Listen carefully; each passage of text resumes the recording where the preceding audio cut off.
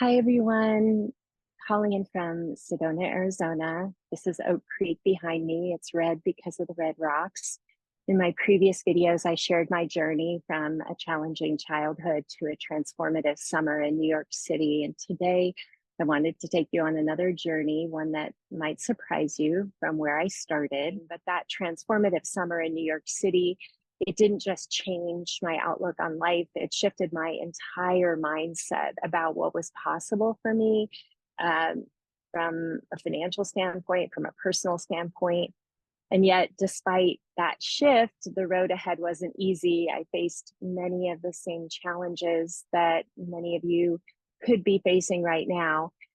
Student loans, entry level salaries, the uncertainty that comes with starting your adult life, and the uncertainty that comes when we're starting again, no matter where we are in life.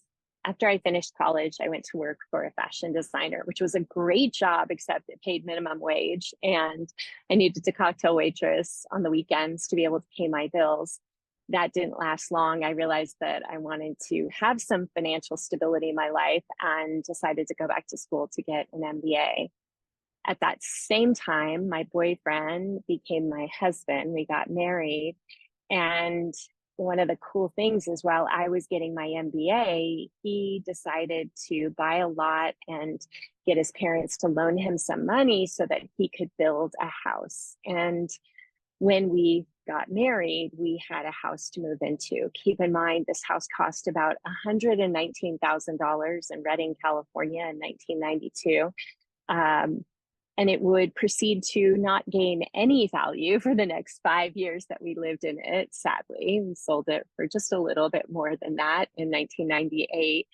But it was a turning point for us because we were able to get on the pathway of home ownership, was able to get a job working for an insurance company as an insurance adjuster, which was not exactly aligned with my passions, but it did give me some incredible experiences. I spent 6 months in Los Angeles working disaster claims after the Northridge earthquake in 1994. And because of that, because of working overtime and per diem, I was able to save up over $30,000 in that time frame, which was incredible, but it was super stressful work. And it taught me a lot about resilience and problem solving in high pressured situations. And this money that I earned would become super important because it would allow us to buy our next home that would cost double the value of the first one, which was a really big stress, but I'll talk about that in a minute.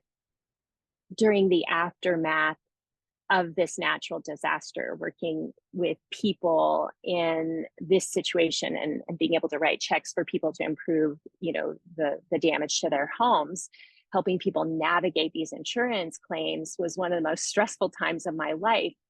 But it also began to inform me about how strange and peculiar people are when it comes to managing their money and the ways that they would act when money was on the line. So it started to inform me that there was something going on in this relationship that people had with money that would continue to play out in my life.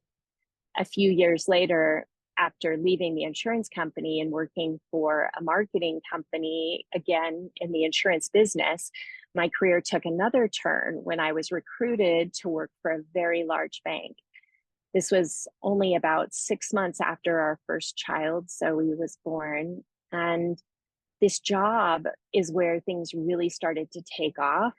First off, the assistance that they gave to us to move helped us to move into the Bay Area, buy a house, a massive fixer-upper that was basically uninhabitable when we bought it, that would cost about $220,000 to buy.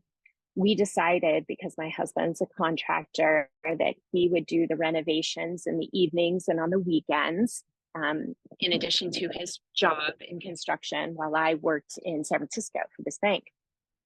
So we ended up beginning this process while I had this really big job. I was in corporate marketing and business development. I was able to climb the ladder really fast, becoming a vice president in less than a year. I was negotiating huge deals between the bank and other large companies. It was really, at the time, the job of my dreams. It was fast paced, it was exciting, I was being well paid, and on paper, it looked like I had everything figured out. But here's the thing, success isn't always what it seems from the outside. And if I was honest with myself, I would have said I was losing myself in pursuit of success. It's a feeling that I know many people talked about in their comments. But yeah, I was definitely losing myself. I was working long hours. I was constantly traveling. I was always pushing for the next big deal. And while I was succeeding in the external measures, the promotions, the raises, the recognition, I was starting to question whether or not this path was really the one I wanted to be on. I was very conflicted, is what I would say. I felt uncertain if I could sustain it. And then in 1999, my world was turned upside down. I was in the middle of negotiating this high stakes project, and my personal and professional life collided in a way that I could never have anticipated. One day I came home from work to find my grandmother and my mother waiting for me sitting on the couch, and they asked me to sit down, and they proceeded to deliver this devastating news. They explained that my estranged father was dead, and he had been shot multiple times in a brutal attack. We would later discover that it was actually a revenge killing by his ex-girlfriend and her boyfriend. But at the time, it was just horrifying news, something that you would never expect to have happen to you. It shattered my world, and I'd never felt quite so confronted before by the external world and how easy it is to lose the foundation that we think that we have. All that success I had achieved, all the money I had made, none of it mattered in the face of this devastating loss. And strangely, at the very same time I was grappling with this dark grief, our financial future was on the rise. And so here I was, sort of caught between incredible grief. My father and I were estranged and had been for 10 years. So the guilt that I felt about his death was tremendous. And then I was in this job that I had dreamed about, right? That it felt magical. And I really, really struggled. I think at that moment in time, I sort of split into two people. On one hand, there was me, Leisa, the successful banker, negotiating these big deals with, wearing these Armani suits and just feeling like I was on the top of the world when I was at work. And then I had a family, actually, it's probably three worlds. I had my daughter and my husband and the relationships that we were nurturing and beginning to, really understand what it meant to be a parent.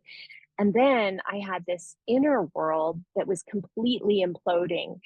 I was devastated. I didn't know, it didn't feel like the world was a safe place, that if my father could be killed in this way, then maybe that same thing could happen to my daughter or to my husband or to myself or to other family members. Like, I was torn in all these different directions. And while what I had hoped would happen, reaching financial success, was just we were kind of on the cusp of starting to feel like we were getting somewhere. And yet I didn't know what to do about myself inside. I was just really, really sad. And so two things happened. One was I went searching for spiritual understanding to see if it could help me in this aftermath of grief. I kept everything looking normal at work. I showed up, I did my job, I continued to negotiate those big deals, but I definitely went on a quest that I'll talk a little bit more in a minute about. Let's go back for a second to the financial situation, because it was so strange to be confronting these two areas of life at the exact same time. We had sold this house in Reading. It hadn't earned anything in the 7 years that we had built it and lived in it. And yet we bought this house in Walnut Creek and we put maybe $10,000 into it. And within 2 years, the home had doubled in value, earning us about $230,000 in value in a very short amount of time. I'll never forget when I was waiting for the check to clear. I kept calling the title company and saying, when is it going to come? When is it going to come? And I remember looking in our bank account when the check had cleared, and it was in our checking account. We had like $230,000. Like, having come from nothing, that moment was huge. It was like, oh my gosh, I didn't even know that this would be possible, that we could make this kind of money in our lives. I mean, it was beyond my wildest dreams, quite frankly, that could happen, and that it did. At the same time that we sold our house in Walnut Creek, I negotiated with the bank to continue to keep my office in San Francisco, but my husband and I decided to build a house in Lake Tahoe area, about 4 hours into the mountains, in Truckee, California. And so we were building this new house. We got a construction loan to do it. My husband would ultimately move up to Truckee while we stayed in the Bay Area until the house was able to have us living in Truckee. But the cost of that house was about $275,000. And then 4 or 5 years later, we would sell it for $700,000. Like, we ended up figuring out this system to ride the market up as the home prices increased. My husband building houses on the side. We figured out that we could do really, really well by working ungodly hours. Like, only when you're young, maybe can you do something like that. But this is what created that foundation for us to be able to build wealth for ourselves, as we were working really hard. I had a good paying job. My husband would have lower paying jobs, but they gave him flexibility to be able to work on the house. And so that was the foundation for us building wealth. But what I really also wanted to talk about was, it was during this time that I began to realize something very profound about myself. I had built my entire sense of self-worth on external factors, my job title, my bank account, my accomplishments. But none of these were really helping me navigate the grief and trauma I was experiencing. And I think that a lot of us do this, right? We have this extrinsic idea based on what we've done or what we've accomplished or our reputation or how much money we have. And it did not skip past me that none of these things that were happening on the outside had helped me learn and understand who I was outside of achievement. And I didn't have a toolkit or a way of dealing with the grief that I was feeling after my father's death. I had no barometer to figure out at the time, looking back, that I was whole, that I was a whole person, that I was a whole being. I just thought that only by being on this hamster wheel of achievement was I worth anything in the world. And regardless of all the trauma I had experienced, growing up, not liking myself, that trying to fill it with all these external things wasn't going to work. That there wasn't a person inside of me who I could really help. And this realization was the beginning of an inner journey, a journey of self-discovery that would run parallel to my financial journey. I needed to learn how to change my thoughts about myself, about others. I needed to drop away all these harmful ways that I had developed of looking at my world and myself, I think. That makes sense. The way that I looked at the world, the way that I looked at success, even. And these questions that were coming up for me led me to explore the teachings of Buddha. which I would study and practice for the next 11 years.